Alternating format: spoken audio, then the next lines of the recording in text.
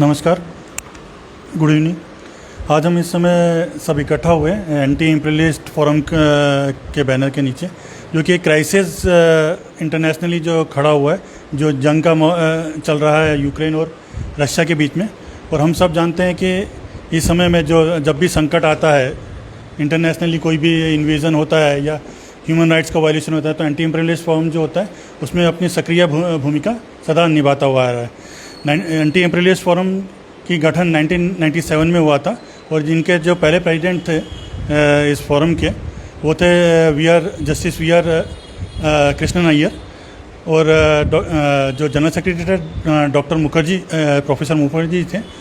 और जब भी कोई क्राइसिस हुआ है या कोई कंट्री ने अटैक किया, भले वो क्यूबा का मुद्दा हो या फ़िलिस्तीन का मुद्दा हो, उसमें बढ़ चढ़ के एंटी इम्पीरियलिस्ट फोरम ने भाग लिया। इतना ही नहीं, इसकी भूमिका जो गुजरात में भी लगातार जो भूमिका है वो अग्रणी करके निभाई गई है। डॉक्टर पाठक जो थे, प्रोफेसर पाठक थे, पहले प्रेसिडेंट थे यहाँ के, और उसके बाद उनके डिमाइस के बाद डॉक्टर देवव्रत भाई बने, जिन्होंने इसको कंटिन्यू किया था। और जब बांग्लादेश में भी एंटी इम्पीरियलिस्ट का जो इंटरनेशनल फोरम के द्वारा जो सेमिनार हुआ था, उसमें भी गुजरात से अपनी भूमिका निभाई थी। तो आज इस सब के उपलक्ष्य में जो कि एक जंग चल रही है इम्पीरियलिस्ट के द्वारा, और जो नेटो भी अपनी भूमिका निभा रहा है, वो भी एक सुपर पावर के तरीके से दबाता रहता है, दूसरे जगहों पे जंग होती जा रही है। तो उस ऐसे समय पे ये जो फोरम है वो एकत्रित हुई है, और इसमें मेन स्पीकर के तौर पे प्रोफेसर रीता बहन हैं, इकोनॉमिक्स की वो है, और प्रोफेसर बगाची जी भी हैं, और हमारे साथ हैं मीनाक्षीबेन जोशी। मैं आज की अध्यक्षता के लिए मीनाक्षीबेन जोशी को नाम बोलता हूँ।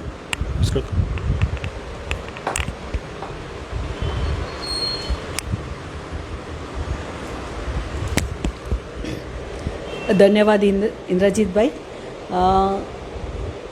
ऑल इन एंटी एम्पीरियलिस्ट फोरम जो ऑल इंडिया में गठन हुआ था, जिसका उन्होंने पूरा छोटा सा इतिहास बताया। गुजरात में उसके पहले प्रेसिडेंट प्रोफेसर यशवंत भाई शुक्ल थे। वो बहुत बड़े जाने माने एजुकेशनिस्ट थे, और गुजराती साहित्य परिषद और सब लिटरेरी एक्टिविटीज से भी जुड़े हुए थे। मतलब फर्स्ट सिटीजन ऑफ गुजरात जिनको हम बोल सकते हैं, ऐसे यशवंत भाई ने इसकी जिम्मेवारी पहले लिया था। और यशवंत भाई जब नहीं रहे हमारे बीच, तो प्रोफेसर देवव्रत एन पाठक, जो पॉलिटिकल साइंस के head of the department, Saurashtra university के वाइस चांसलर, फिर गुजरात विद्यापीठ में पीस रिसर्च सेंटर की जो अगुवाई कर रहे थे, वो पाठक साहब हमारे साथ जुड़े। और मैं वॉलंटियर के रूप में 97 से ये फोरम के साथ जुड़ी हुई हूँ, और मेरे बहुत सारे मेमोरीज़ है, पर वो तो कभी बाद में हम शेयर करेंगे।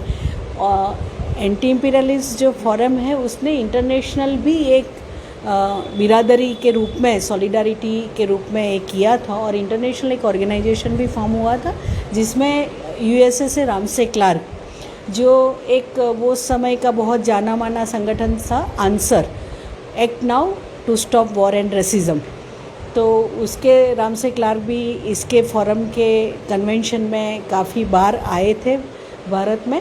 और लास्टली जब नंदीग्राम सिंगूर का इंसिडेंट हुआ, तो वो समय पे भी वो विज़िट करने के लिए आए थे कि क्या हाल है भारत के। तो ये मेमोरीज़ अभी मैं ज़्यादा नहीं शेयर करूँगी। अभी हमारे मेन स्पीकर तो बागची सर है, सार्थक भाई आप सब हम जानते हैं कि अहमदाबाद यूनिवर्सिटी में पॉलिटिकल साइंस पढ़ाते हैं, और एक कंसर्न सिटीज़न के रूप में हम सब लोग आम जनता और कंसर्न सेंसिटिव सिटीज़न के रूप में हम सब लोग युद्ध के खिलाफ़ है। ये जो पहले गीत पेश किया गया रेणुबेन ने, वो मेघाणी का गुजराती में डिसआर्मामेंट को लेके बहुत ही पहला गाना है शायद गुजराती में ऐसी पोइट्री। फिर माधव भाई रामानुज ने भी एक पोइट्री लिखी थी। उनका कहना था कि तोप के मुंह में एक पंछी अपना माला बना रहा है, अपना घर बना रहा है, अपना घोंसला बना रहा है।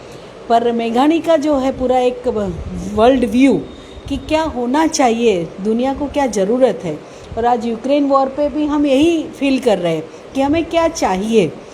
तो हमारा नारा है कि भाई हमें युद्ध नहीं, शांति चाहिए, हमें रोटी चाहिए, हमें गोली नहीं चाहिए, हमें तोप नहीं चाहिए। तो ये जो एंटी इम्पीरियलिस्ट फोरम का नारा है, उसके साथ मैं सार्थक भाई को रिक्वेस्ट करती हूँ आज का वक्तव्य पेश करने के लिए। सार्थक भाई Bagchi. Thank you so much Meenakshi बहन। सबसे पहले मुझे इस एंटी इम्पीरियलिस्ट फोरम में आमंत्रित करने के लिए बहुत बहुत धन्यवाद।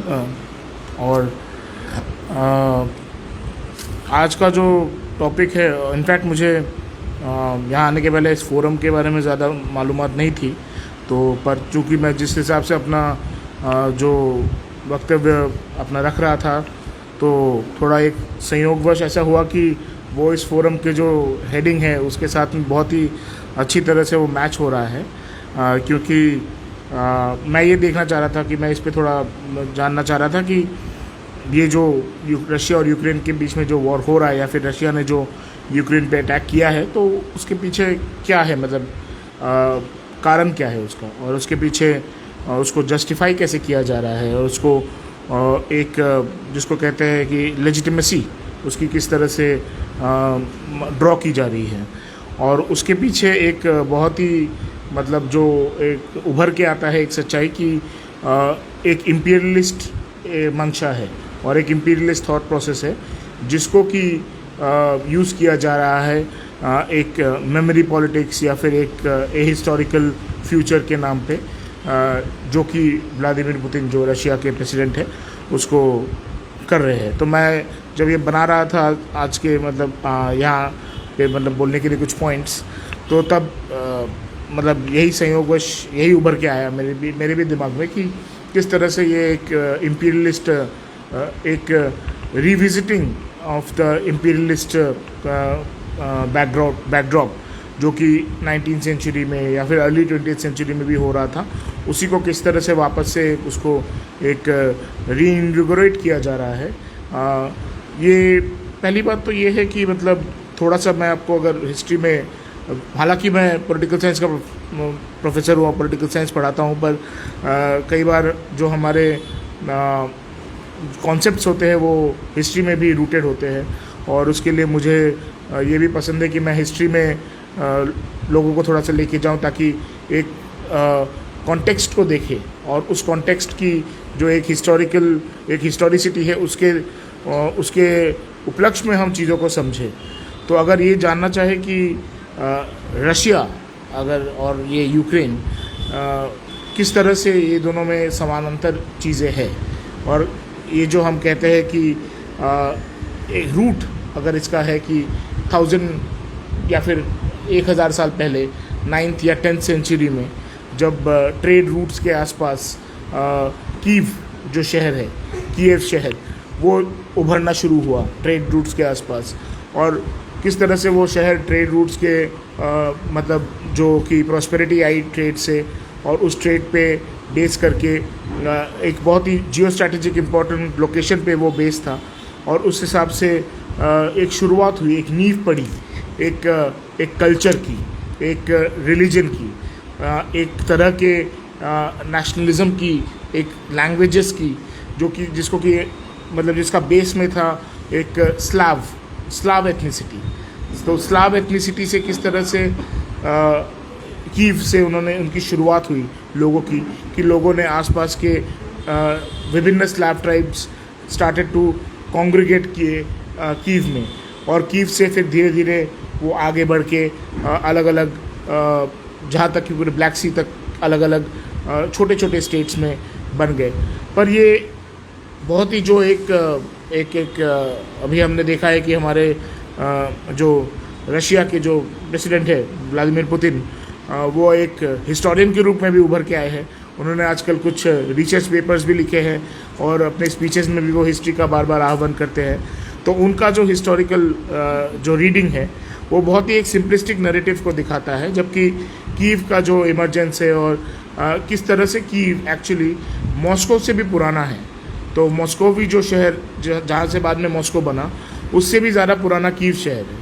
और ये शहरों के भी जो मतलब एक अगर देखा जाए कि रशियन जो कंट्री है वो अपने आप में एक कंट्री ही नहीं, वो एक पूरा एम्पायर अपने आप में है, कि even when Russia is not with Ukraine और जॉर्जिया जो कि बहुत इंडिपेंडेंट माइंडेड स्टेट्स रहे हैं, उसके अलावा भी अगर देखें साइबेरिया है या फिर रशिया के दूसरे भी प्रोविंसेस है, एक रशिया के अंदर ही जिस तरह से हम बोलते हैं कि भारत विविधताओं का देश है, उस तरह से रशिया भी बहुत सारे विविधताओं का देश है। और उसी तरह से रशिया में भी अलग अलग बोलियाँ बोली जाती है, अलग अलग कल्चर्स है, अलग अलग ट्राइब्स के अलग अलग प्रैक्टिसेस है, तो और उनके अलग अलग बिलीफ है।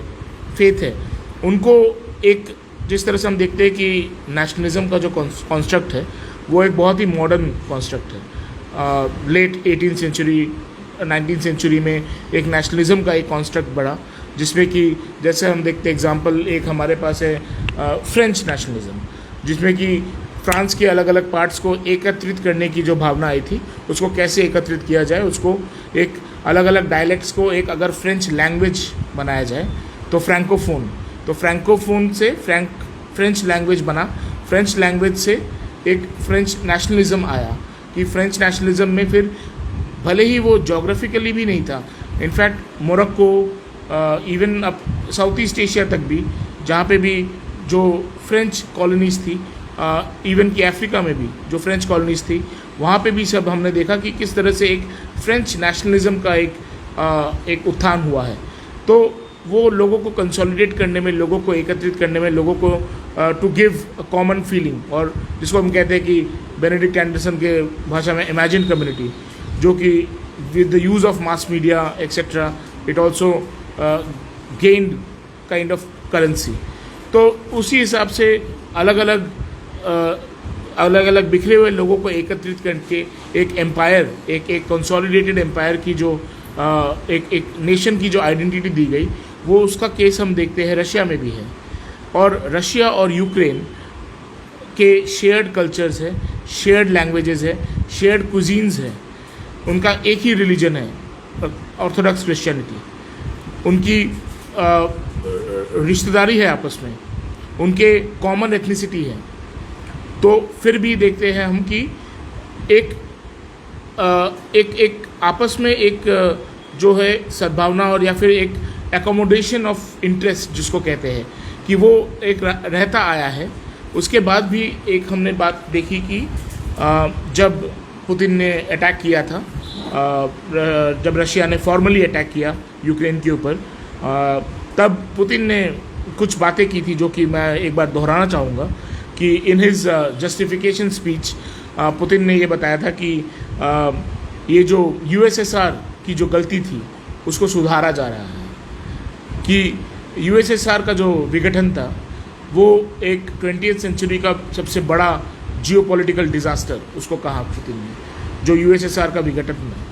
और उससे भी ज़्यादा, यूएसएसआर का विघटन से भी ज़्यादा उन्होंने बताया गलत चीज़ क्या थी कि यूक्रेन और जॉर्जिया जैसे जो स्टेट्स थे उनको जो सेल्फ डिटर्मिनेशन की जो पावर दी गई थी। क्यों उनके पुतिन के अनुसार क्यों दिया गया ये?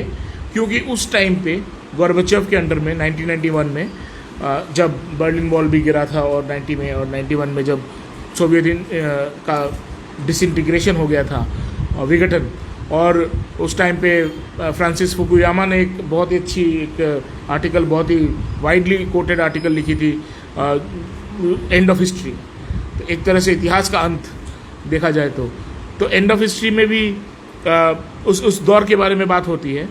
तो जब पुतिन के अनुसार जब इस मौके पे, जब समय के इस काल में 1991 में जब सोवियत यूनियन का विघटन हो रहा था, तो Russia was at its weakest, कि रशिया वीक था, रशिया एक वीक स्टेट था, और उस वीकनेस का फ़ायदा लोगों ने उठाया, जैसे कि अवसरवादी लोगों ने, जैसे कि यूक्रेन और जॉर्जिया, और उन्होंने सेल्फ डिटर्मिनेशन किया। हालांकि एक चीज़ को उसमें उसको ओमिट किया गया उस हिस्ट्री में, उस नैरेटिव में, कि यूक्रेन में अगर ये शेयर्ड इंटरेस्ट है, शेयर्ड अकोमोडेशन है।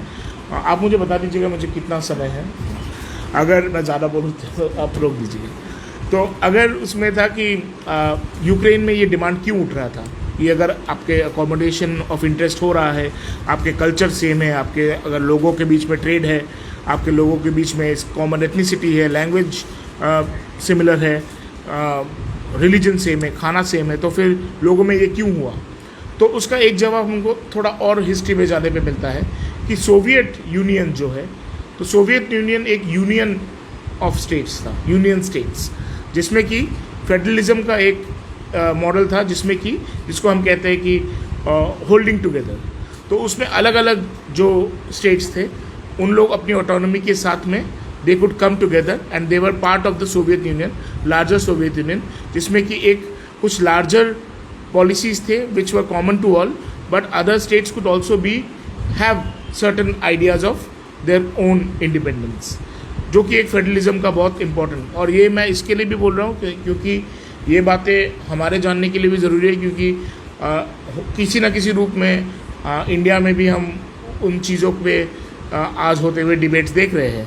फेडरलिज्म पे असॉल्ट होता है कभी, या फिर फेडरलिज्म में जो या accommodation of different states, different cultures, उसमें किस तरह से एक हेट्रोजिनिटी को किस तरह से संभाला जाता है और होमोजिनिटी इम्पोज करने से उसके क्या आफ्टर इफेक्ट्स होते हैं। जैसे कि लैंग्वेज का मुद्दा इंडिया में बहुत बड़ा एक ये है कि हिंदी को इम्पोज करना चाहिए कि नहीं करना चाहिए। हालांकि हम भी अभी हिंदी में ही बात कर रहे हैं, मुझे गुजराती में बात करनी चाहिए वैसे तो, पर उसके लिए मैं माफ़ी चाहता हूँ। पर एक ये है कि मतलब इम्पोज करने से क्या होता है, क्योंकि मैं क्यों बता रहा हूँ लैंग्वेज की बात, क्योंकि यूक्रेनियन नेशनलिज्म के जो आगे बढ़ने के या फिर उसके उत्थान में, पुनरुत्थान में लैंग्वेज का बड़ा एक हाथ रहा है।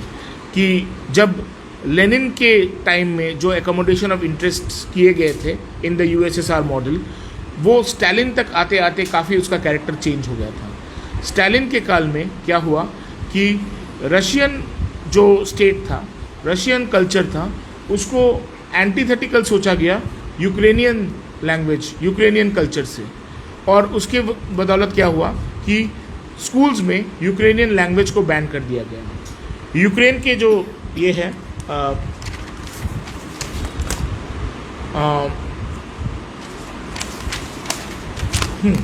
स्कूल के टेक्स्ट बुक्स जो है उनको रिवाइज किया गया, और एक यूक्रेनियन लैंग्वेज को एक तरह से बहुत ज़्यादा उसको दबाया गया, उसको सप्रेस किया गया, और एक पॉलिटिकल मिथ मेकिंग और एक आउटराइट फॉल्सिफिकेशन हुआ हिस्ट्री का उस काल में, जिसमें कि यूक्रेन की जो एक उनकी जो इंडिपेंडेंट सोच थी, उनकी जो एक इंडिपेंडेंट वैल्यूज़ थी, उनके अपने लैंग्वेज की जो आइडेंटिटी थी, उसको सप्रेस किया गया। अब उस सप्रेशन का अंजाम ये हुआ कि यूक्रेनियन लोगों में, जो कि पहले से अदरवाइज एक सद्भाव का भाव था, एक आपसी भाईचारे का भाव था, उसमें इस टाइप की जो एक डिविजिव, एक सेपरेट आइडेंटिटी की जो विचार उसमें आने लगे, जिसमें कि एक नेशनलिज्म का एक फीलिंग का उसमें उत्थान हुआ, जिस वजह से कि the demands for self determination started rising in Ukraine, जिसको कल्मिनेशन 1991 में मिला कि यूक्रेन में finally Ukraine decided to separate और go on its own way from Soviet Russia. तो ये एक जो हम देख रहे हैं कि किस तरह से अगर शेयर्ड आइडेंटिटीज, शेयर्ड जो shared languages, shared custom, shared culture, उसको अगर संभाला नहीं गया, उसको अगर किसी तरह से होमोजिनाइज करने की कोशिश की गई, किसी तरह से उसको छेड़छाड़ करने की कोशिश की गई, तो उसका एक बैकफायर होता है, उसका एक रिटेलिएशन होता है, और वो रिटेलिएशन हमेशा एक पॉजिटिव डायरेक्शन में नहीं जाता है। सो ये हमको एक इतिहास से भी सीखने की ज़रूरत है, और हमारे आसपास में जो हो रहा है उससे भी ये हमको सीखने की ज़रूरत है। एक चीज़ मैं ये भी कहना चाह रहा था कि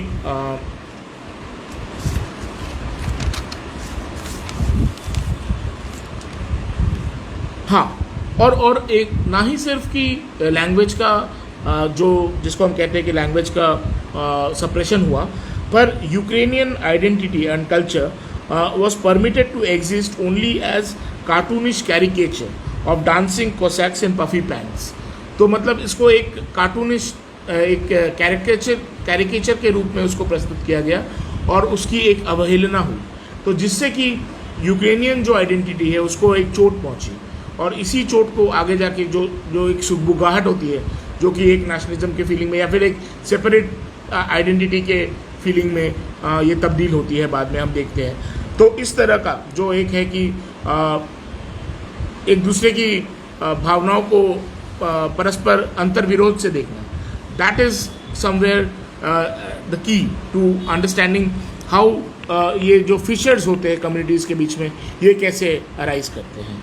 और अभी जो हम, और ये क्यों इम्पोर्टेंट है, क्योंकि व्लादिमीर पुतिन ने जब अटैक किया था यहाँ पे यूक्रेन पे, तो रशियन मिलिट्री को अगर हम देखें तो कागजी तौर पे तो रशियन मिलिट्री बहुत ज़्यादा मतलब पावरफुल है, और यूक्रेन की मिलिट्री एकदम मतलब it doesn't stand a chance कि यूक्रेन में तो इतना उनके पास में ना तो मतलब मैन पावर है, ना ही उनके पास में इतनी मशीन और आर्टिलरी वगैरह है। फिर भी हम देख रहे हैं कि रशिया, जो व्लादिमीर पुतिन को लगा था कि हम मार्च करेंगे और हम बस कीव तक पहुंच जाएंगे और हम जो है लोगों को लिबरेट कर देंगे वहाँ से, और जो नियोनाजी लोग जहाँ पे एंटी रशियन फोर्सेस हैं उनको हम डिफीट कर देंगे, ये था पुतिन का ऑफिशियल नैरेटिव। पर हम देख रहे हैं कि इसके एकदम विपरीत जो परिस्थितियाँ बन रही है कि अभी यूक्रेन का काउंटर अटैक भी इतना स्ट्रांग हो गया है कि Russian forces are on the back foot also in some areas, right. तो अब इसका एक सवाल ये भी उठता है कि अगर रशियन लोगों में, अगर Russian army was liberating Ukraine from the neo Nazi forces, या फिर अगर वो रशियन लोग ही है वहाँ पे जो कि रशिया के आर्म फोर्सेस का स्वागत करेंगे जैसा पुतिन ने कहा था, तो ऐसा क्यों नहीं हुआ? ऐसा क्या हो रहा है यूक्रेन में कि यूक्रेन के लोग, और हम देख रहे हैं कि बूढ़े बूढ़े लोग वहाँ पे, बूढ़ी महिलाएं टैंक के सामने आके टैंक रोक रही है, रशियन टैंक्स को रोक रही है। हम देख रहे हैं कि स्कूल के जो अध्यापक है या फिर कोई दूध बेचता था, कोई माइनर था, ये लोग सब आके यूक्रेन के वॉर में एनलिस्ट कर रहे हैं। हमने देखा कि यूक्रेनियन आर्मी में इतने लोग एनलिस्ट किए हैं, जबकि वही चीज़ हम देख रहे हैं कि रशिया में जब अभी पुतिन को फॉर्मली बोलना पड़ा कि हम लोग मास कॉन्स्क्रिप्शन करेंगे, और उसका परिणाम ये हुआ कि रशिया के लोग जो उस माकूल एज के हैं, उम्र के हैं कि वो अपने फ़ौज में भर्ती हो सकते हैं, वो लोग देश छोड़ के भागने लगे। तो ऐसा क्या हो रहा है यूक्रेन में कि यूक्रेन के लोगों में इतनी रशिया से लड़ने की इतनी हिम्मत आ रही है? तो उसका भी आंसर हमको ये एक हिस्ट्री में जाके मिलता है कि यूक्रेनियन नेशनलिज्म, ये जो यूक्रेनियन नेशनलिज्म का जो एक स्ट्रॉन्ग फीलिंग है, जो स्ट्रॉन्ग अंडर करेंट है, एंड वो बेस्ड है इस बिना पे भी, कि इस ग्राउंड पे भी, कि रशिया के अगर कैप्चर में अगर आता है तो it will again be suppressed. अगर रशिया यूक्रेन को टेक ओवर कर लेता है, जो कि उन्होंने कुछ पार्ट्स को किया भी है फॉर्मली, जो डोनेस्क है, डॉनबास है, लोहान्स्क है, और जो कुर्शोन जो एरियाज़ है, उन्होंने 4 रीजन्स को कर लिया है एनेक्स, क्योंकि वहाँ पे रशियन एथनिसिटी के लोग ज़्यादा है और उन्होंने एक रेफरेंडम करा के उसको कर लिया है। पर जो बाकी एरियाज़ में हम देख रहे हैं कि वहाँ पे यूक्रेनियंस इतनी बड़ी संख्या में लड़ रहे हैं और जूझ रहे हैं रशिया के टैंक्स और रशिया के आर्मी से, उसका एक कारण को ये भी मिलता है कि एक बहुत स्ट्रॉन्ग नेशनलिस्ट सेंटिमेंट यूक्रेन में जागा है, और ये उसी का एक रिजल्ट भी है जो देख रहे हैं कि हिस्टोरिकल जो सप्रेशन हुआ है उसी का भी एक ये है कि रशिया के एंटी एक फ्री इंडिपेंडेंट थिंकिंग नेशन और एक सेपरेट आइडेंटिटी को लेके उनमें जो लड़ने की भावनाएं है और उसको प्रोटेक्ट करने की भावनाएं हैं, वो एक बहुत बड़ा फैक्टर है कि ये रिज़ल्ट जो पुतिन ने सोचा था वैसा नहीं हो रहा है। तो ये भी हमको जानने की, इसको हम अगर आज के जो डेवलपमेंट्स देख रहे हैं इसको अगर हम हिस्टोरिकली जाके नहीं देखेंगे तो हमको ये पूरी पिक्चर साफ नहीं होती है कि why things are happening the way they are happening, right. So एक तो ये रहा। दूसरा एक जो मैं कुछ पॉइंट बोलना चाह रहा था कि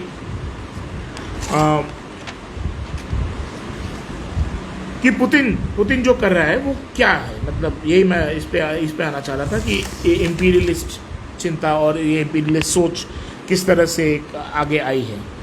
तो हम ये भी देखते हैं कि अगर, और जैसे मैं कह रहा था कि 9वीं 10वीं शताब्दी में या फिर 11वीं 12वीं शताब्दी में भी अगर हम देखते हैं तो रशिया का जो मतलब जो मॉस्को से जो शुरू होता है, मॉस्कोवी जो सिटी से शुरू होता है, वो भी एक ट्रेड का ही एक बड़ा सा सेंटर बन के उभरा जहाँ पे फर ट्रेड होता था, और वो सिटी जो है बार बार मंगोल्स के अंडर अटैक में आता था, मंगोल्स के द्वारा अटैक किया जाता था। तो रशियन लोगों को, जो मॉस्को के लोग थे, उनको लगा कि हम अपना प्रोटेक्शन कैसे करेंगे, हम अपना प्रोटेक्शन करेंगे कि अगर हम हमारे आसपास में और लैंड लेते हैं ताकि मंगोल हम तक पहुँचे, उसमें थोड़ा गैप रहे, जो मंगोल जब बार बार अटैक कर रहे हैं, तो उन्होंने अपना जो दायरा है उसको बढ़ाना शुरू किया। और वो दायरा बढ़ते बढ़ते बढ़ते हम देखते हैं कि एक रशियन एम्पायर की जो है एक पराकाष्ठा एक हुई, और वो पराकाष्ठा पहुंची 19वीं सेंचुरी तक। हम देखते हैं कि वो एकदम अलास्का तक पहुंच गई थी, और अलास्का में भी, मतलब अलास्का में भी थी वो, और हम देखते हैं कि वो पैसिफिक ओशन और वहाँ तक पहुँच गई है कि वो, and it is now Russia is still the biggest country in terms of land mass, right.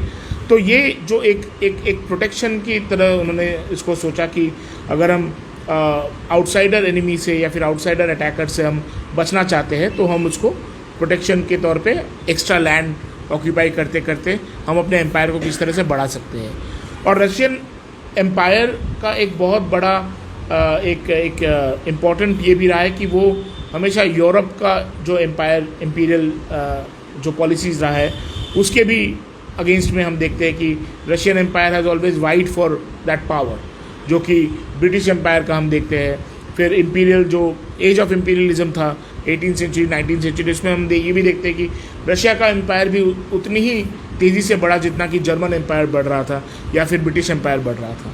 तो एक जो इम्पीरियलिज्म का जो टेंडेंसी है वो लेटेंट है, पर उसमें एक चीज़ ये भी हम देखते हैं कि जिस तरह से कुछ हिस्टोरिकल पॉइंट्स थे जिसमें कि वर्ल्ड वॉर 2 का जो विक्ट्री था, तो वर्ल्ड वॉर 2 का विक्ट्री एक बहुत अहम एक फैक्टर रखता है रशियन एक एम्पायर के संदर्भ में कि हालांकि तब यूएसएसआर ही लड़ा था, पर उन एक आइडेंटिटी के हिसाब से there is the feeling that you know it will go back to that glory, and it is also seen as a kind of you know एक ग्रेट विक्ट्री जिसको कि बार बार सेलिब्रेट भी किया जाता है, और अ ग्रेट विक्ट्री जिसके बाद जो वर्ल्ड था, हमने देखा कि वर्ल्ड वॉर के बाद भी कैसे सेकेंड वर्ल्ड वॉर के एंड के बाद भी वर्ल्ड कैसे दो खेमों में बढ़ गया, और Russian ideology which is the communist ideology, तो कम्युनिस्ट आइडियोलॉजी किस तरह से एक बहुत इम्पॉर्टेंट एक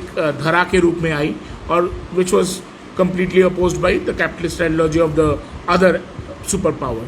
पर जब हम देखते हैं कि 1991 में सोवियत यूनियन के डिसइंटीग्रेशन के बाद जब एक तरह से जिसको मैं कह रहा था कि वीक स्टेट सोवियत यूनियन का जो what was left of Russia after Soviet collapse was primarily a very weak state और वीकेंड स्टेट, और उस टाइम पे the arrival of a person और politician like Vladimir Putin emerges who is actually talking about taking Russia back to the glory।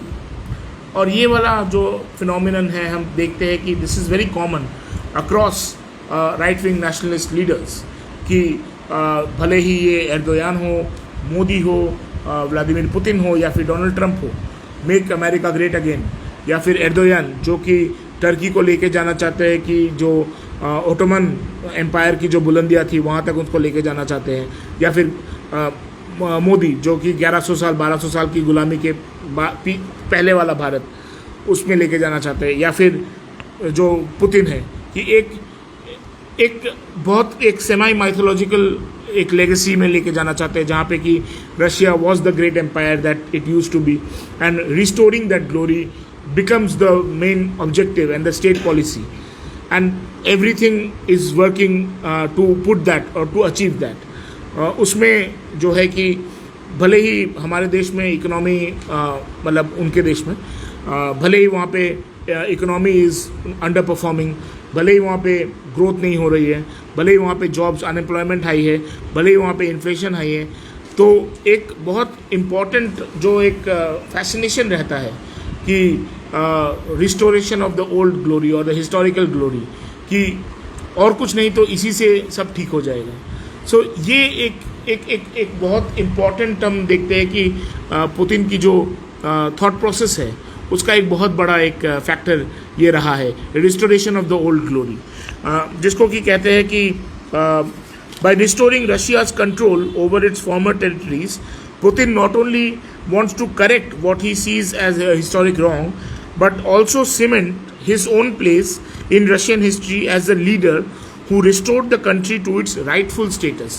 ये बहुत एक important है कि rightful status, तो पुतिन को जब लगता है कि रशिया एंड एक्चुअल में अगर हम देखें तो इकोनॉमी के हिसाब से रशिया अभी उतनी बड़ी नहीं रही है और डिफेंस में ही रशिया अभी बड़ी है, जिसके बूते पे Russia has a permanent seat in the UN security council.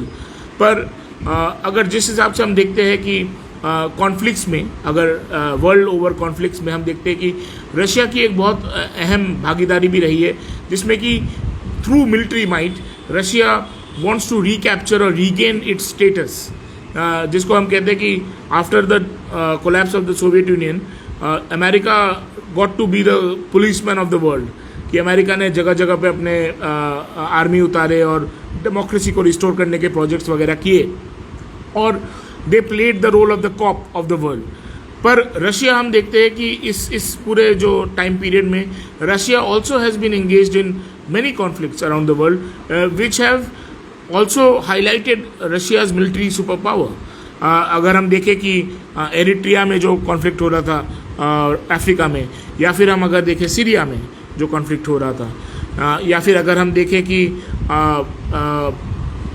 Georgia में जिस तरह से उन्होंने किया था, तो ऑल दीज कॉन्फ्लिक्ट्स में Russia has always played an very important part और this has also a step in the making of getting Russia back to its rightful place in the world order. तो एक तो ये भी objective रहा है Putin का कि एक रीड्रॉइंग द वर्ल्ड ऑर्डर, ये जो यूनिपोलर वर्ल्ड है जिसमें कि अमेरिका है या फिर चाइना है या फिर अभी हम देखते हैं कि इंडिया भी इमर्जिंग पावर है, तो उसमें हम अपना वापस से अपना रीगेन, अपना इन्फ्लुएंस कैसे करें। तो एक ये भी ऑब्जेक्टिव वी सी कि पुतिन के जो ये जो एक सेमाई माइथोलॉजिकल और हिस्टोरिकल जो एक उनका जो क्लेम है और जो फॉल्सिफाइड हिस्ट्री पे बेस्ड है। एक इंटरेस्टिंग जो मुझे लगी थी बात पुतिन ने जो कही थी कि जो कि उन्होंने कहा कि यूक्रेन के जो इंडिपेंडेंट रहने से क्या थ्रेट है, तो वो ये थ्रेट उनको दिखता है कि it's a threat to the historical future. तो ये एक विरोधाभास शब्द है, हिस्टोरिकल फ्यूचर। और ये बड़ा मुझे मज़ेदार लगा कि मतलब जहाँ पे कि जो लीडर होता है आमतौर पे इस तरह का जो एक दक्षिणपंथी विचारधारा वाला जो लीडर होता है, वो एक हिस्टोरिकल फ्यूचर की बात कर रहा है, जहाँ पे कि जो फ्यूचर को एक पास्ट के लेंस में देखा जाएगा।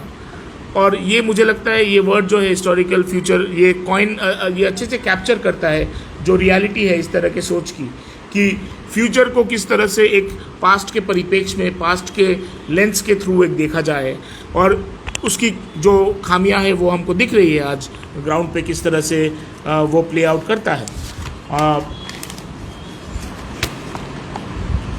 और हाँ हाँ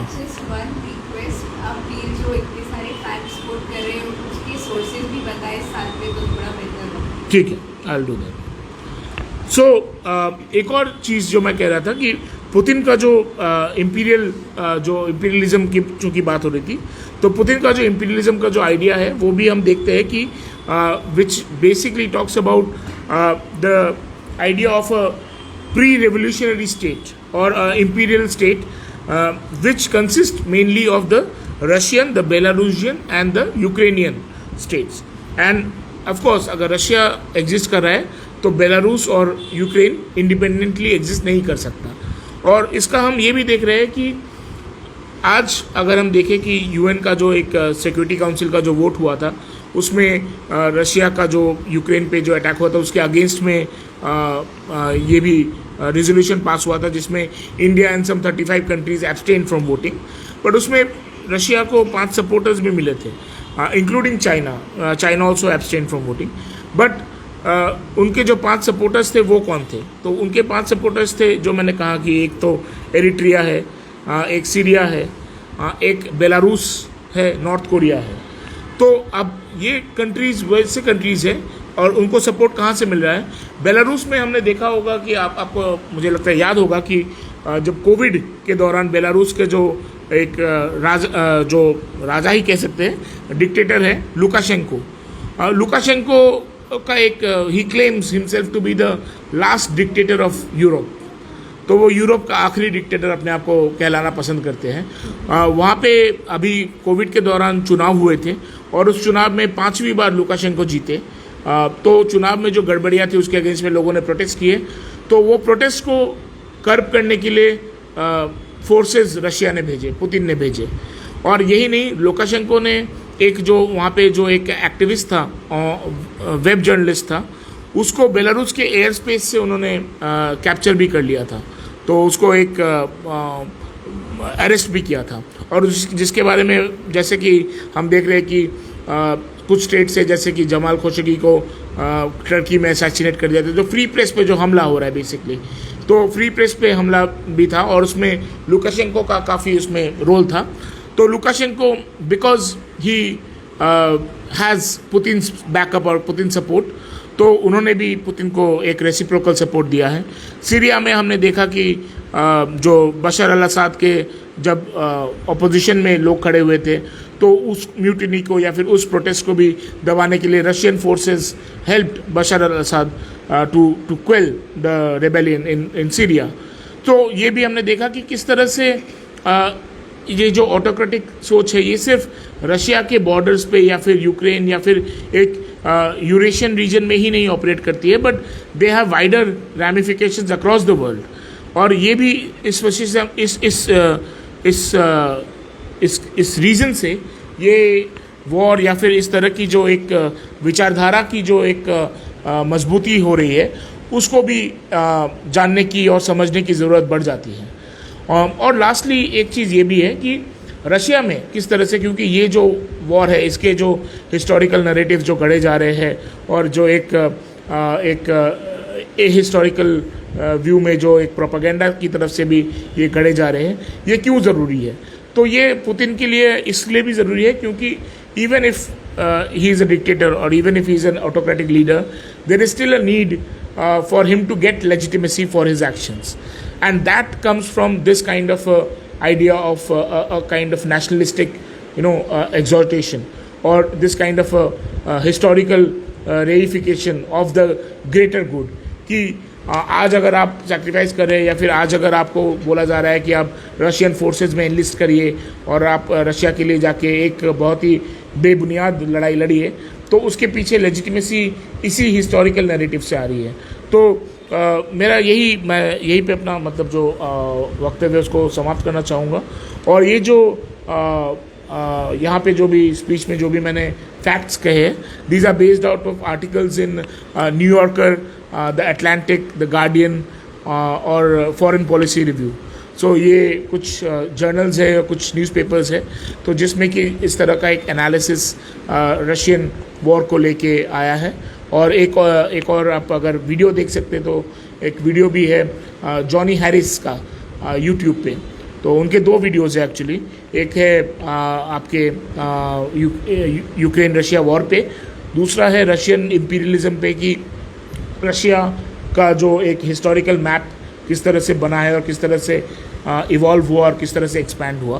तो the facts are from those videos and from those publications.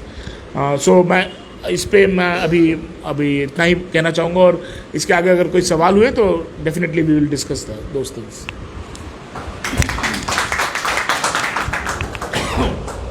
Thank you very much Sarthak भाई, आपने अच्छा एक हिस्टोरिकल बैकग्राउंड बताया कि कैसा यूक्रेन वॉर का एक हिस्टोरिकल जो बैकग्राउंड है, वो तो एक अलग डिस्कशन है, अभी नहीं जाएंगे कि राइट टू सिसीड का जो ये था प्रोविज़न, वो सोशलिस्ट रशिया में यूएसएसआर में ही कॉन्स्टिट्यूशन में वो था और स्टालिन के समय में ही आया था, जिसको गोर्बाचेव के टाइम पे यूज़ किया गया, इम्प्लीमेंट किया गया। अभी वो डिटेल में अभी नहीं जाएंगे, पर अभी मैं रनीता बेन को रिक्वेस्ट करूँगी। सार्थक भाई ने पूरा पॉलिटिकल एंगुलरिटी और हिस्टोरिकल एंगुलरिटी से बताया।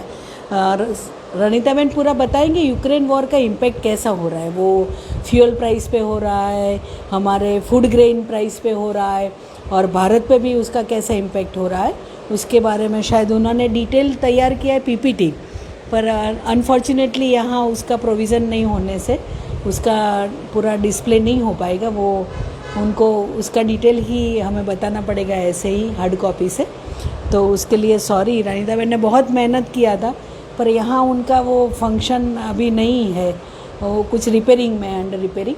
सो अभी मैं रानीताबेन को रिक्वेस्ट करती हूँ। रानीताबेन, शी इज़ डॉक्टर रनीता नागर, वो इकोनॉमिक्स के मूलतः मतलब ये है PhD, और गांधीनगर नेशनल लॉ यूनिवर्सिटी में वो पढ़ाते हैं बहुत सालों से। और उनका भी एंटी वॉर जो स्टैंड है, कंसर्न सिटीज़न, एकेडमिशियन सबका जो, उसमें हमारे साथ उनका सूर है, इसलिए उनको हमने आज इनवाइट किया है। डॉक्टर रनीताबेन नागर को रिक्वेस्ट है अभी उनकी बात प्रेजेंट करने को। धन्यवाद मीनाक्षी बहन। इंद्रजीत जी, प्रोफेसर बागची, द्वारिका नाथ रथ जी, सब साथी। मैं एक तो प्रोफेसर बागची ने बहुत अच्छी तरह से एक बैकग्राउंड, हिस्टोरिकल बैकग्राउंड और उसकी कॉम्प्लेक्सिटीज़, काफ़ी कॉम्प्लिकेटेड इशू है, तो उसकी कॉम्प्लेक्सिटीज़ को बताना काफ़ी सहजता से, तो काफ़ी मेरा शायद काम इस तरह से आसान हुआ है। शुरू में ये मैं बोलूँगी कि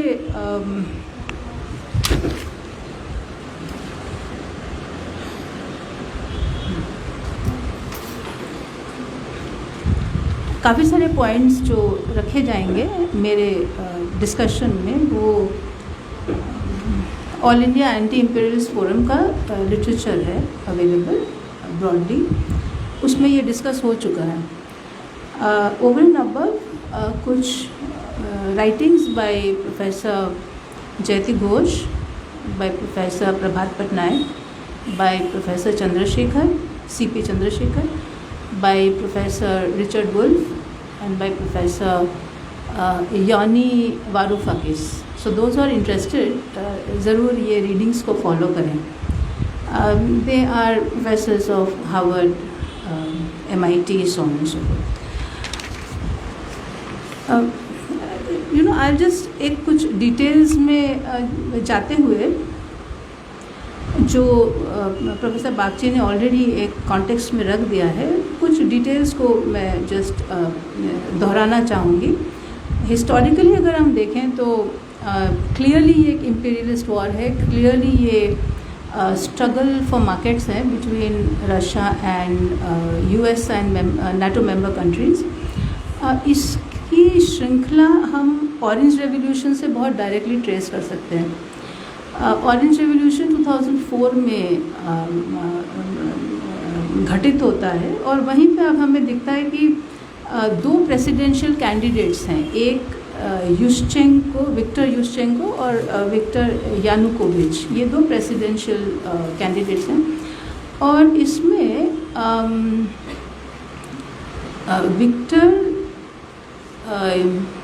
विक्टर यानुकोविच लीड करते हैं, wins the election. Allegation ये आता है that वो rigged है, that there's a fraud in the election. Clearly इसमें एक US intervention, एक US lobbying and NATO members की lobbying नज़र आती है। तो based on this ये ऑरेंज रेवोल्यूशन घटित होता है, और यानुकोविच जिनका प्रो रशियन अप्रोच है कंपेयर टू युश्चेंको, उनको अच्छा ये डिसाइड कैसे होता है, जो this alleged allegation against the whole election, इसको जज करने के लिए सो कॉल्ड न्यूट्रल मेंबर्स बुलाए जाते हैं, और ये neutral members are representatives of US and the NATO member countries. और ये घोषित हो जाता है that pro Russian Yanukovych establishment actually एक फ्रॉडुलेंट मेथड से ही हैज़ वन द इलेक्शन, तो इसलिए एक सेकेंड रन होता है for these elections in which the pro US lobby represented by Yushchenko gets elected. So Yushchenko is the president elect. ये है ऑरेंज रेवोल्यूशन के बाद, दैट इज़ इन 2004. इंटरेस्टिंगली यही struggle, the you know imperious powers का जो struggle है, यही you know fluctuate होता है in the fact that Yushchenko is overthrown by Yanukovych once again. फिर से यानुकोविच, मतलब ये दिखा रहा है कि you know at times one lobby is more influential, दूसरी बार दूसरा lobby is more influential. तो ये होते होते 2010 के प्रेसिडेंशियल इलेक्शन में Yanukovych is the succeeds Yushchenko as president. तो यानुकोविच 2010 में आते हैं. Up to 2014 Yanukovych is the president, but 2014 में the Euromaidan crisis you know takes place, which is again pro-Ukraine and pro-Russian contradiction, and Yanukovych is ousted from power. Yanukovych is इसमें एक interesting बात ये है कि इसी समय 2014 में IMF is approached by Ukraine, क्योंकि यूक्रेन देखिए you know after Ukraine leaves the USSR, we clearly see a downfall of the economy, a very substantial downfall of the economy. और उसमें वो एक इकोनॉमिक क्राइसिस में आ जाता है और IMF को अप्रोच किया जाता है फॉर यू नो लोन्स. लेकिन IMF की कंडीशनैलिटीज़ एज़ यूजुअल थी कि आपको फिस्कल ऑस्टेरिटी करनी है, आपको वेलफेयर स्पेंडिंग नहीं करना, यू नो जो सारी कंडीशनैलिटीज़ होती हैं IMF की. तो यानुकोविच अंडरस्टूड कि इससे जो यूक्रेनियन पीपल है उसके ऊपर बहुत एडवर्स आएगा रिएक्शन, बिकॉज जितनी welfare was a very big component of the Ukrainian economy, तो बहुत बड़ा एम्प्लॉयमेंट भी इफेक्ट होता. सो यानुकोविच ने उसके सामने एक स्टैंड लिया and did not agree to the terms of IMF. Clearly this was not acceptable to IMF and this was not acceptable to the US imperialist lobby, because we know कि the US imperialist lobby and IMF is pretty much you know one and the same. It is 60% of the voting is with US and NATO member countries. So clearly ये पसंद नहीं आया इनको IMF in association with the US imperialist powers. So Yanukovych जो pro people एक mind के थे, एक रिप्रेजेंटेशन के थे, उनको हटा दिया गया. And president Petro Poroshenko comes to power 2014 से 2019 तक वो रहते हैं. ये बड़ा इम्पॉर्टेंट टाइम है 2014 से 2019, because if you go back to 2014 to 2019, we see कि Ukraine, the maximum militarization in Ukraine happens between 2014 and 2019, जो उससे पहले यानुकोविच के समय, because clearly he was pro Russian, नहीं हो पाया था. Exactly. So that is important. Petro Poroshenko's end of Yanukovych and beginning of President Poroshenko from 2014 to 19, very critical phase with very high militarization in Ukraine. And of course from 2019 we have the now very famous Zelensky as president, and that continues.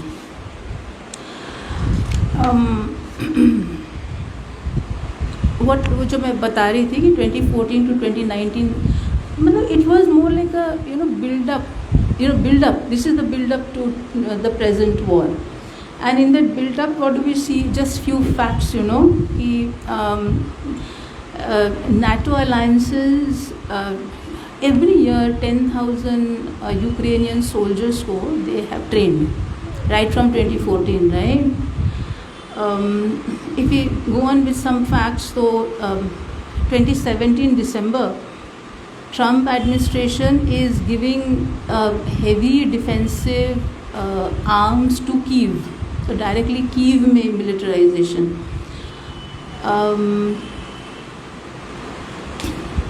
Again 2021 जुलाई में Africa and 31 countries का naval exercise होता है, naval exercise of 31 countries in 2021, so on and so fourth. Of course ये होते होते ये 2021 का militarisation है, तो 2021 में इवन पुतिन, प्रेसिडेंट पुतिन भी एक बहुत स्ट्रॉन्ग स्टैंड लेते हैं। They send a letter to NATO members and Biden, president Biden, you know, asking for guarantees with regard to के यूक्रेन ज्वाइन नहीं करेगा नेटो को, एंड जितनी मिलिटराइजेशन है दैट इज स्केल्ड बैक। तो ये सारी वो बात करते हैं, और ऐसे न्यूमरस उनके, आई फॉरगेट द डेट, उनका कोई बहुत फेमस टॉक भी है where this public statement has been made, you know, very clearly Putin says, war के 2 दिन पहले on 22 February Putin says that you know, this expansion of NATO is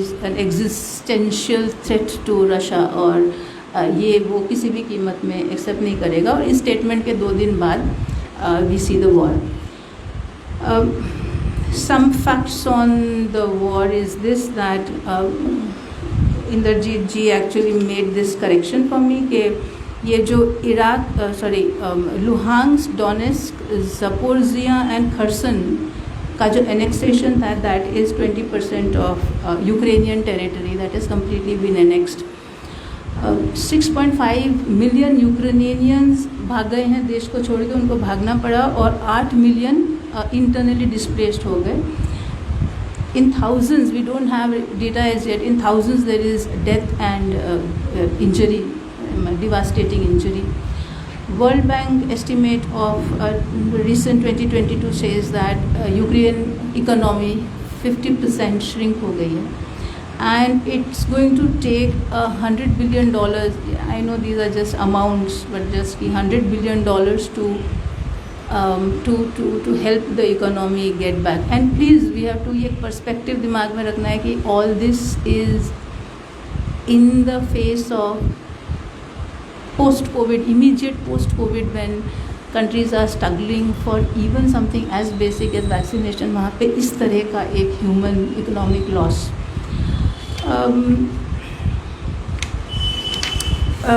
So ये जो 4 annexations हुए हैं, इसके ऊपर जैसे मीनाक्षी बिन बता रहे थे that what is the constitutional provision, Soviet constitution में इसकी क्या, how is it placed, you know, like is annexation legal, you know, can you secede, ये जो प्रश्न है और इससे बहुत डिस्कशन हो रहा है और हमें बहुत क्लोजली इसको फॉलो करना पड़ेगा। तो कुछ बातें ये कि जो सोवियत कॉन्स्टिट्यूशन है, वी हैड 3 सोवियत कॉन्स्टिट्यूशंस। 1936 का जो कॉन्स्टिट्यूशन था, that is known as the Stalin constitution, or that replaced the 1924 constitution. So that was 1924 first constitution, 1936 Stalin constitution, which replaced. This constitution is the till date the highest and the most advanced constitution of the world in terms of in human rights, gender issues. It's not discussed much, but that remains the fact. 1936 was replaced by 1977 constitution, which is the Brezhnev, it is known as the Brezhnev constitution, and ये जो 1977 का Brezhnev constitution था ना, Brezhnev is the point from where we see, you know, revisionism, you know, coming back to Russia. But in 1977, what is important is कि even then the forces of that time required, you know, the agreed the federation एक confederation में change हो गया था, loosely knit, but still they kept the you know, an article which is known as Article 72, वो रखा गया था। So 1977 के कॉन्स्टिट्यूशन जिसने रिप्लेस किया 1936 कॉन्स्टिट्यूशन को, वहाँ पर भी ये आर्टिकल 72 रखा गया था। Only thing is article 73 and 74 को ऐड किया गया, जो बहुत ज़्यादा बदमाशी है, उसकी एक अलग डिस्कशन रखना पड़ेगा. Anyway, coming back to Article 72 of the 1977 Constitution, ये बहुत clear है that according to Article 72, Constitution had granted the republics the right to secede. तो ये एक right है already in the 1977 Constitution.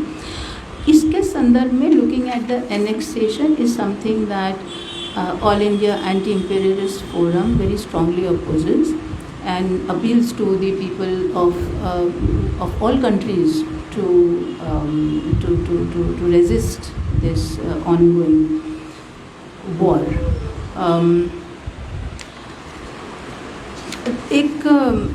So there are two kinds of wars. So in this stage of the crisis of capitalism, there are two kinds of wars. One is that the everyday war, where the common people lose everything on an everyday basis, and one is the war, something like Ukraine in recent history.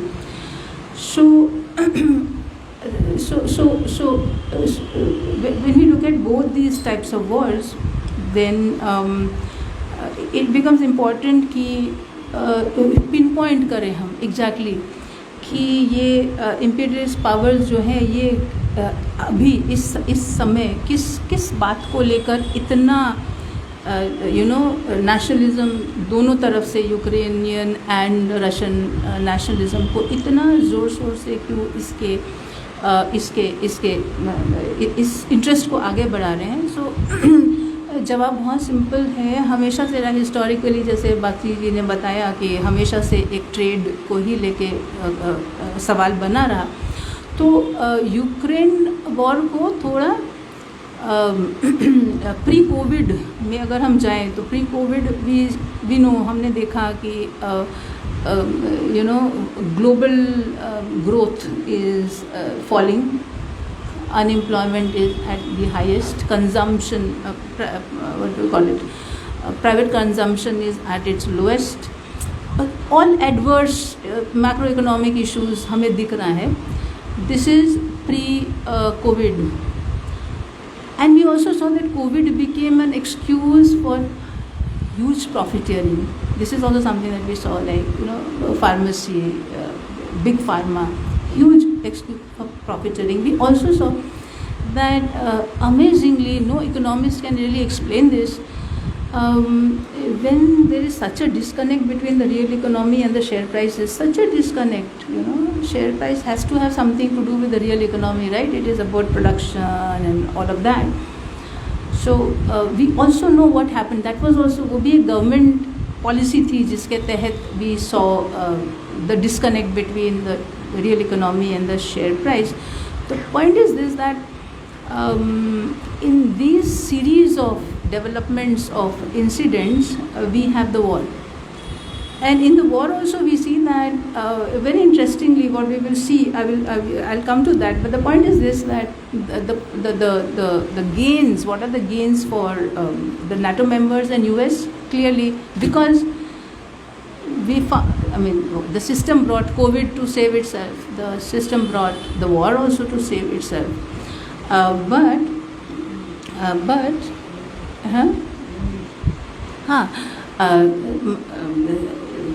Capitalism ने बार बार सहारा लिया है ये economic calamity से बचने का. एक हमने जो कोविड के समय देखा, दूसरा जो हम यूक्रेन में देखते, तो यूक्रेन में पर्टिकुलरली क्या है, यूक्रेन में पर्टिकुलरली है ये क्राइसिस के सामने आर्म्स सेल, जो नाटो के मेंबर्स और यूएस जोर शोर से आर्म्स सेल पे लगे हैं और बहुत हाई मुनाफा उनका हो रहा है.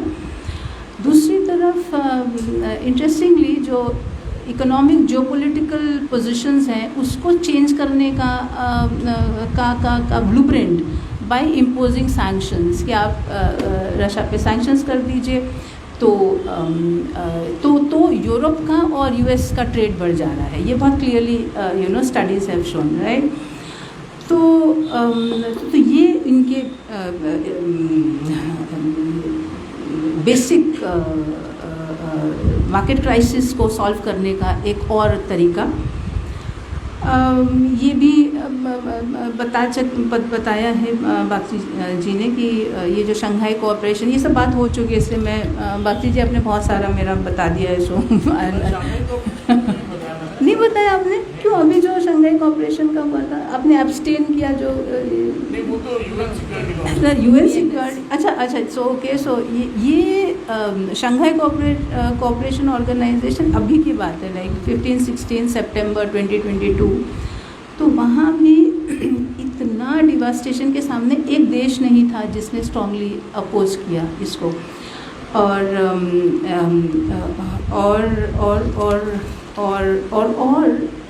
तो एक तरफ हमने आर्म्स देखा, एक तरफ हमने सैंक्शंस देखे।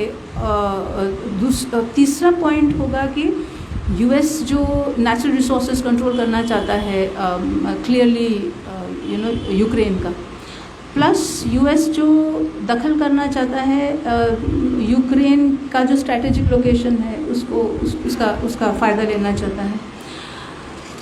ये सारे इंटरेस्ट्स हैं जो मिलजुल के प्रोपोगेट कर रहा है ये वॉर।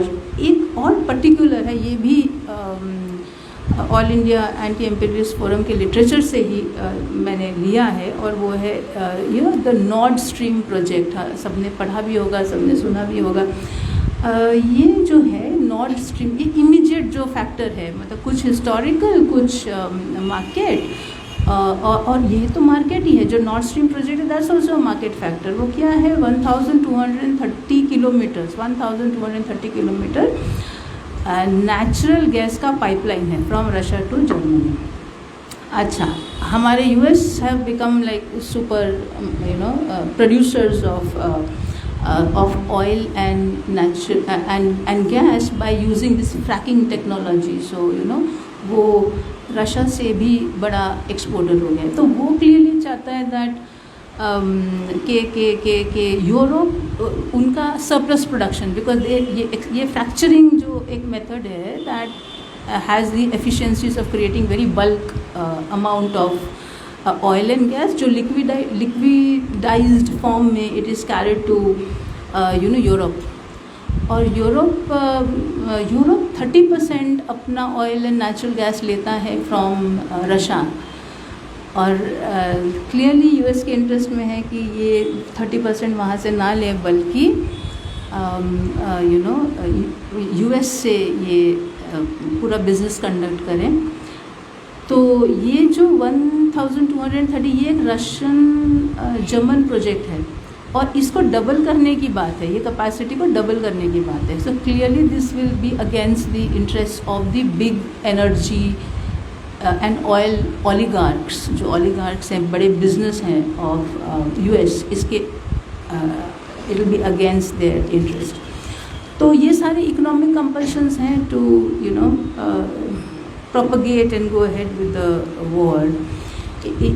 एक बात ज़रूर हमें बताना है कि यूक्रेन की जो हालत अभी, ये सब के साथ जो यूक्रेन की हालत है, तो चलो even pre war if you see, तो when Ukraine breaks away from socialist, from USSR, we see economic downgradation, unemployment, poverty, all of this, limiting welfare measures, in fact eradicating welfare measures, और ये सारी चीज़ें, mortality increase हो जाती है, education और health सफ़र कर रहा है, ये सब। और उसमें 2008 का क्राइसिस होता है जिसमें यूक्रेन इज़ भीख का कटोरा लेके Ukraine which was almost as big a power as Russia had to go to IMF। तो ये एक सोशलिस्ट डिबैकल, एक रिसेंट केस है ऑफ व्हाट यूक्रेन था। Ukraine under the Soviet became one of the biggest industrialized countries of the world.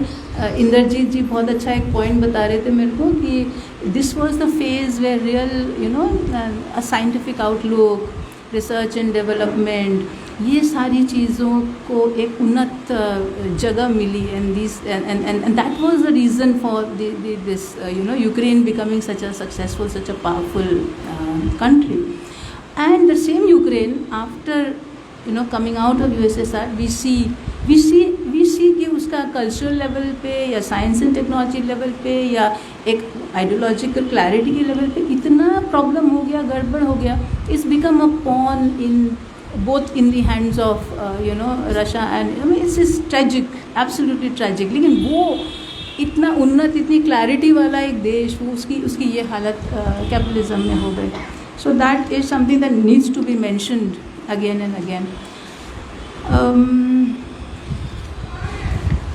और तो बहुत सारी चीज़ें हैं. आई विल रैप अप, शायद ज़्यादा हो गया ना, we don't have time, so I just wrap up जल्दी से. हाँ, जस्ट कुछ. हाँ बस I just come to some economic parameters once again. COVID we saw, like I said, COVID we saw pharma profits, and ये last year if we see, especially the last 6 months, maximum profit is energy and oil and agribusiness. Highest in 50 years. US का 50 years में highest. In that 50 years, this last 6 months even higher than all of those 50 years together. And there's a war. People are engaged in a war. So this is important because some आंकड़े कि US का petrol price बहुत बदमाशी, बहुत ज़्यादा बदमाशी, 17-year-old high पे है अभी US का प्राइस. ठीक है, नैरेटिव क्या है? इंडिया में इन्फ्लेशन है, इमर्जिंग इकोनॉमीज़ में इन्फ्लेशन है, पूरे दुनिया में इन्फ्लेशन है. हमारा इन्फ्लेशन दूसरी दुनिया से कम है. तो लेट्स सी दैट, उसको हम देखते हैं, थोड़ा ठीक से देखते हैं कि एक्चुअली क्या है. एक्चुअली ये है, कहाँ चला गया? अच्छा, तो US में 17% फ्यूल प्राइस इन्फ्लेशन है, और बिकॉज रशिया और यूक्रेन 30% ऑफ व्हीट दुनिया भर में एक्सपोर्ट करता है, तो इसके कारण ज़रूर से कुछ असर हुआ है. वो असर ये है कि ग्लोबल फूड प्राइसेस, विश्व के खाद्य प्राइसेस 40% इंक्रीज, फ्यूल 17%, फ्यूल 40%. अच्छा, इसमें इंटरेस्टिंग ये जो मैं बता रही थी कि इन्फ्लेशन तो दुनिया भर में है, हमारा इन्फ्लेशन दुनिया से कम है, तो इसको हम देखें थोड़ा कि ये जो फ्यूल प्राइस इंक्रीज़ है, इसको अगर हम रुपी के टर्म्स में देखें तो इंडिया में ये इंक्रीज़ है 19.4%. सॉरी,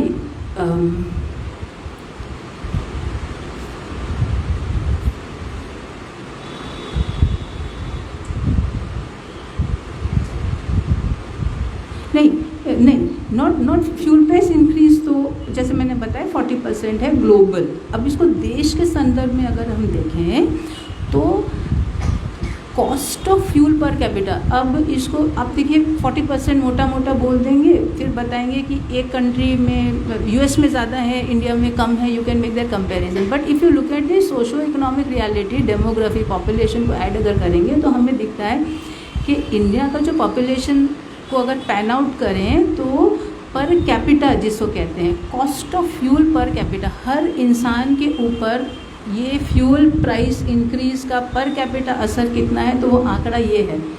इंडिया में इट इज़ 37.2, मतलब हर पर्सन के ऊपर जो कॉस्ट आ रहा है ये इंक्रीज्ड प्राइस का, ये है 37.2. US का एनी गेसेस? US में कितना है पर कैपिटा? Any guess? 1%. ये है 37 versus 1 given a 40% increase in global prices. ये इसका मतलब ट्रांसलेशन है. ऐसे तो और बहुत सारे आंकड़े हैं, पर जैसे मैंने कहा बहुत बदमाशी है, थोड़ा अंदर से देखेंगे तो ज़्यादा पता चलेगा. हाँ, अच्छा, दूसरा एक नैरेटिव है, सप्लाई शॉक है, कहीं पे कोविड है, कहीं पे अभी भी पैंडमिक है, तो ऑल काइंड्स ऑफ थिंग्स. लेकिन इधर सुनिए थोड़ा, मैडम ध्यान दीजिए. पूरा इन्फ्लेशन है हुए एक स्टडी निकली है इसके ऊपर, पेरिस व्हीट मार्केट के ऊपर एक स्टडी निकली है. वो ये बता रहा है कि फाइनेंस जो है, दुनिया का फाइनेंस है, वो भी कहाँ जाके बैठा है? ये जो फुट लूज फाइनेंस है वो कहाँ जाके बैठा है अभी? Commodity future market. ये फाइनेंस कमोडिटी फ्यूचर मार्केट में बैठा, और इस पे जो स्टडी हुई, पेरिस का वीट मार्केट के ऊपर स्टडी हुआ, और इसका बेंचमार्क, पेरिस का wheat market is the benchmark for European wheat market. So ये 2018 में 24, so it's a future market है ना, स्पेकुलेशन, तो वो 24% था 2018 में, वो इट ओपन एट 24%। 2022 में any guesses what is their opening position? Their opening position is 72% in commodity prices. ये है तो this is not about supply constraint, it is not about क्या था, ओडेसा से एक शिप निकली है, नाउ वॉर इज़ ओवर, ऐसा कुछ भी नहीं है। अच्छा, और ये सबका असर जो इमर्जिंग इकोनॉमीज़ के है उसके ऊपर बहुत भयंकर है। जैसे I give you one example, क्योंकि फिस्कल स्टिमुलस इमर्जिंग इकोनॉमीज़ नहीं कर पाया था। क्यों नहीं कर पाएगा? इन्वेस्टमेंट में डाउनग्रेड हो जाएगा, इसलिए नहीं किया था। जो फिस्कल स्टिमुलस यूएस ने किया, भर भर के किया, हिस्टोरिकली सबसे हाई किया, जिसके कारण आज इन्फ्लेशन है। इजी मनी पॉलिसी जिसके कारण आज इन्फ्लेशन है, तो वो हम नहीं कर पाए थे।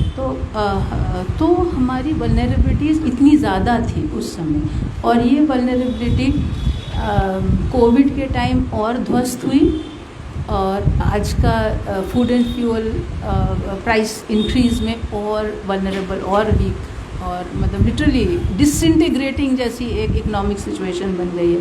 और ये सारा का सारा जो है दारो मदार, ये जो हमने इतनी सारी बातें की, ये सारा चीज़ एंड में हमें ले जाता है न्यू लिबरल पॉलिसीज़ पे एंड न्यू लिबरल फिनेंशियल जो सिस्टम है उस पर।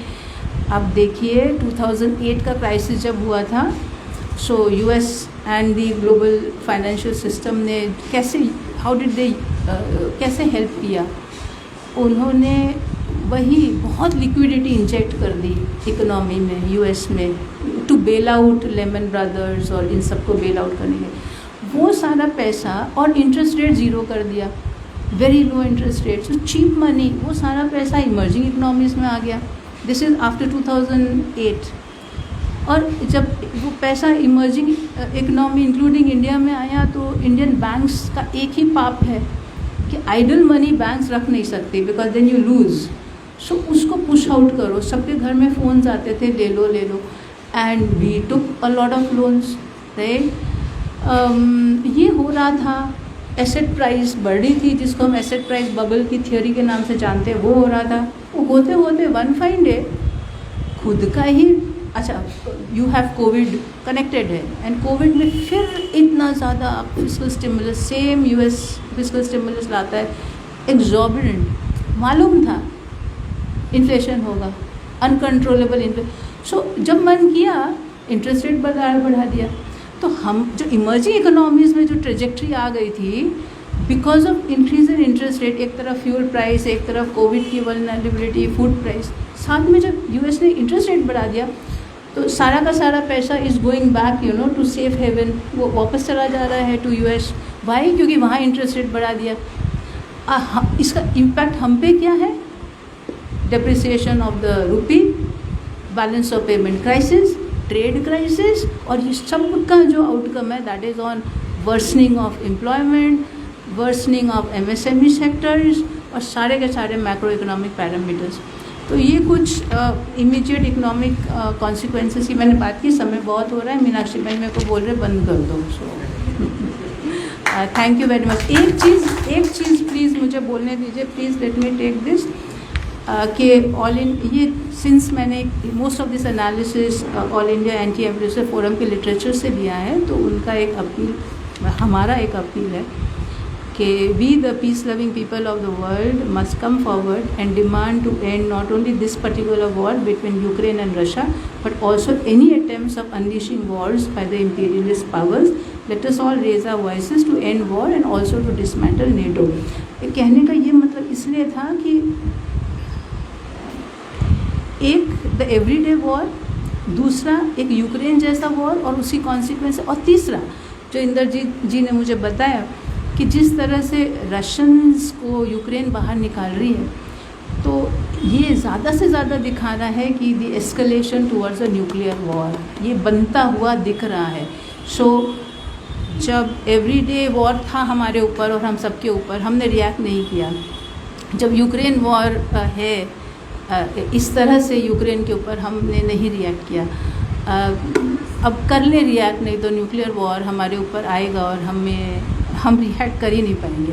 सो इस अपील के साथ आई thank all India anti imperialist forum and I ये बहुत ज़रूरी है बोलना कि इस तरह का एक आवाज़ ऑल ओवर इंडिया, हर स्टेट में, और ये आवाज़ जो एक इंटरनेशनल एंटी वॉर आवाज़ के साथ जुड़ा हुआ एक आवाज़ है, ये हिस्टोरिकली कितना इम्पोर्टेंट काम है। और आगे लिटरली शायद एक आवाज़ है जो शायद न्यूक्लियर वॉर से दुनिया को बचा सकेगा, वो है दिस वॉइस ऑफ सैनिटी। ये एक पागलपन के विरुद्ध की एक आवाज़।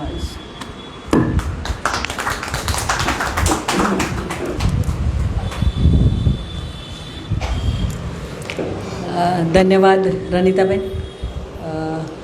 काफ़ी बातें कहने की है पर समय की पाबंदी भी है।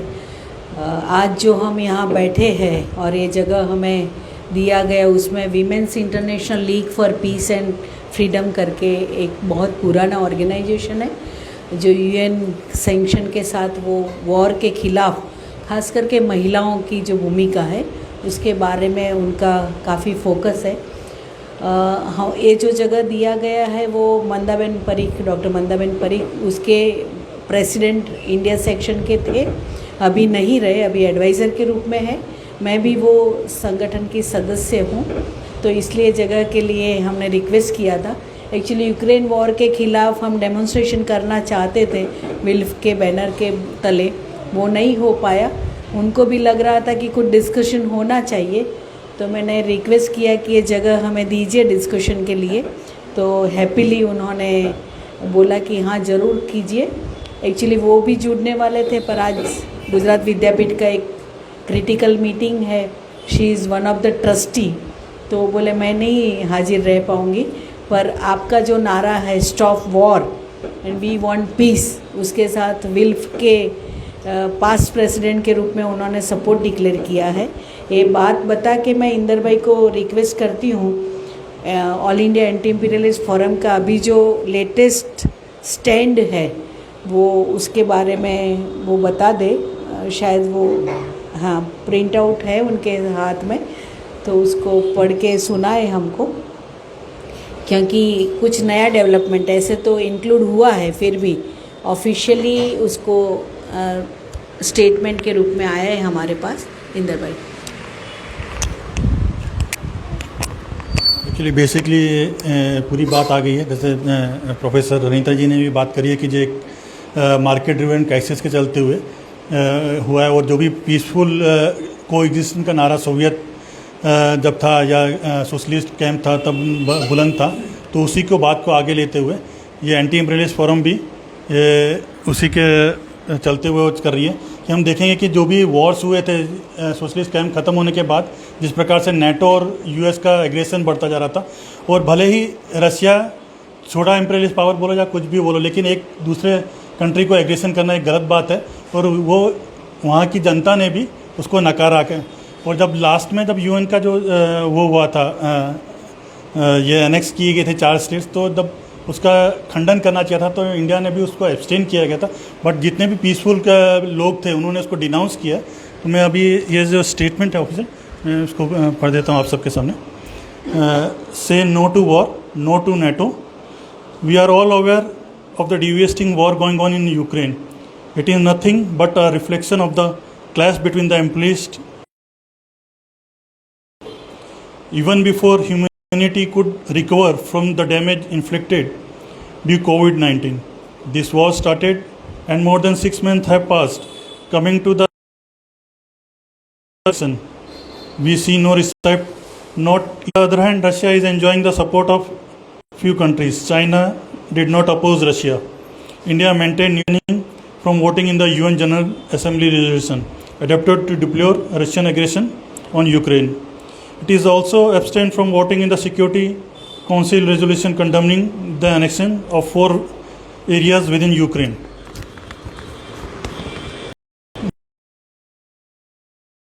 People that the summit meeting of Shanghai Cooperation Organization held on 15 to 16 September 2022 at Samarkand, Uzbekistan would help ending this war, but there no country including India categorically areas in Ukraine with all India imperialist